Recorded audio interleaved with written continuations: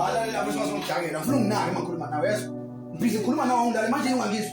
Ngizoswala ngizikiza lapho ngoba mangisidina ungizwa ngiyakhuluma Ngiyapheka lana mphisi. Ungizima ngamabomu ungazenza usigebengu la ungizima ngamabomu. Ngibuza ukuthi amasimba ngiwabona lawana. Ukhuluma noSipho uSipho umngani wakho. Kuyicala ngikhuluma noSipho. Ungazomdakela umuntu ethi uyitsana. Kuyicala. Ivideo call beweyani futhi kumele nenzela. Bafuna ngezishaya noma video call umuntu. Ivideo kelelana uSipho. Usayena mkhisi indawo sesisaba. Ungidakela ungafika ebusuku la ngathi ngivulele. Emva kwakhuluma amasimba uthi sokazi ukhuluma noSipho mina uyitshela uSipho ukuthi mina ngabele emshadweni wakhe amasimba. Ngiyizwa kusathiwa wangitshela ukuthi nawo wenza amanyala. Ngikhulumelani yangidakelwa mfethu wena. Mkhisi uzongimaza.